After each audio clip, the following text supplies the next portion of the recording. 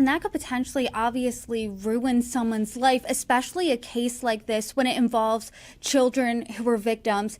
But in the stretch of the years from 2017 to 2022, when Richard Allen was ultimately arrested and charged with this crime, it's law enforcement behind the scenes was working, not giving up. It seemed like, though, from the outside perspective, as someone who followed the case, that maybe this is a case that's just not going to get solved. But that's not the case. Richard Allen's his house was searched. There was a tip that was misfiled, and then he ultimately, once that tip was given back to law enforcement, he was on their radar. Law enforcement went and searched his house, and he's standing there. And you guys write it so well. He's standing there, and he's essentially saying to the police, "It's over. This is over." He's kind of resigned to the fact that my life's over now after this. He was ultimately convicted of these murders, and his wife, after the conviction, comes out, Kathy Allen, and she says, "This isn't over." What do you think? Does the community think this is over? I mean, where are we right now in this case? It's a great question. I think for some people in the community who perhaps watch more of the high level updates, I think there is some confusion of like, wait, a lot of people seem to think he's not guilty. What happened there? I want to know more. What exactly, how strong was the case against him? So I think there's, actually what sometimes we'll go to McDonald's or we'll be in a store and people will come up to us because they recognize us and they say, did they get the right guy? What's your opinion? And so we'll kind of talk about our opinions with them. But I would say that a lot of people are still wanting to know more because I feel like the coverage of the trial may have made them feel that the case was perhaps weaker than it was. And they're kind of basing off that of like, wow, I'm surprised there was a guilty verdict. What happened there? So I think a lot of people are somewhat confused.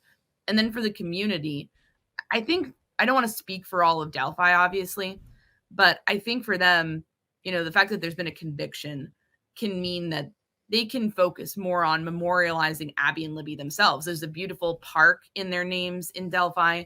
There's scholarship funds in their names in Delphi to help kids locally. And, the park is lovely because it provides a safe place for kids to play. So I think in Delphi, perhaps there can be, there's no making up for this loss because we can't get Libby and Abby back. That's the ultimate horrible tragedy at the heart of this. But we can at least get them back as far as focusing on them instead of their killer. And I think that a part of this case that really grabbed the nation was the fact that Libby had the wherewithal to pull out her phone. She felt that something was right, it seemed, pulled out her phone and filmed Abby walking across the bridge and ultimately filmed her killer. And Carroll County prosecutor Nick McLeland, he called the girls heroes. Libby for filming what had happened and Abby for concealing the phone.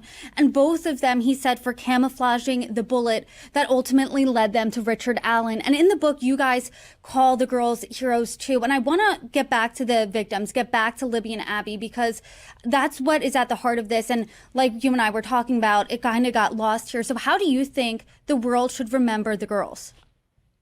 These two kids were awesome. I mean, like just talking to people who knew them, talking to people who taught them, who loved them, who just kind of had interactions with them around town.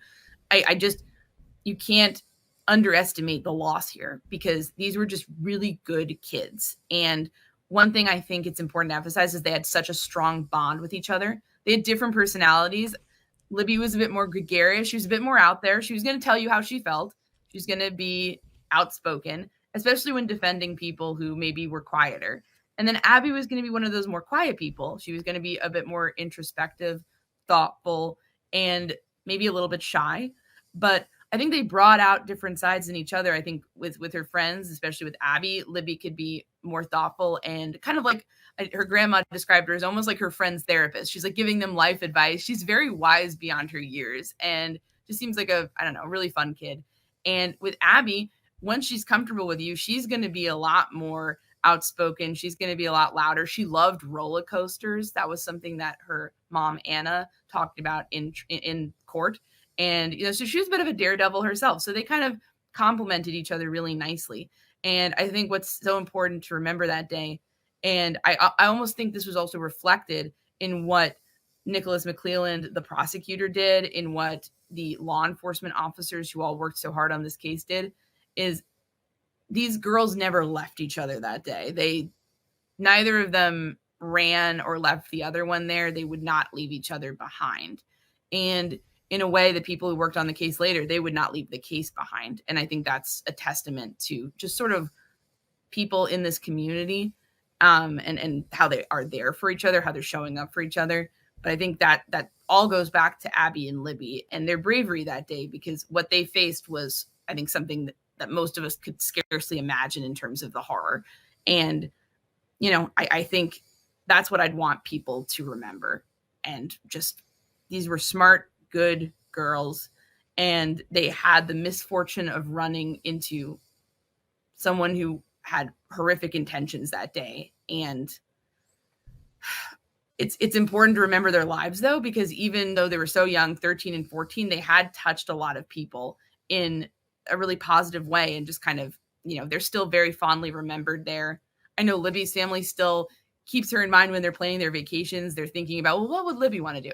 And, she has nieces now that she's never gotten to meet. That's a huge tragedy. But I think, she and Abby are both going to be presences in their families and in Delphi for years to come, because they just left that kind of impact.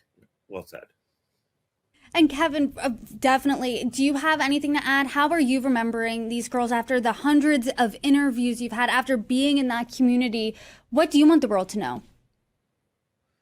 I want the world to know that those two girls in their short lives made the world a better place. And if they were still here, the world would be even better. And I find myself often thinking back to something Prosecutor McClellan said in his closing argument.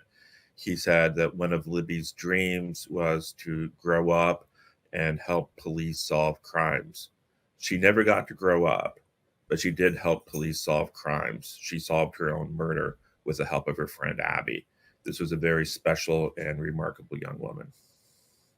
I mean, I just got chills even thinking about that. Do you both think that without that video, this crime would have been solved? Personally, it's hard to know, but my sense is perhaps not. I think that video locked Richard Allen into being Bridge Guy.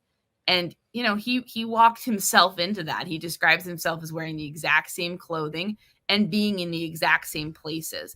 And one thing that was really important at trial is that even the witnesses who were on the trails that day, they described Bridge Guy in different ways. An older woman thought he was a younger man. Some kids thought he was an older man, right? It's like the different perspectives. But one thing they all agreed upon very vehemently was that they saw the guy in Libby's video. Libby's video was like the anchoring point for everything else that followed in the case.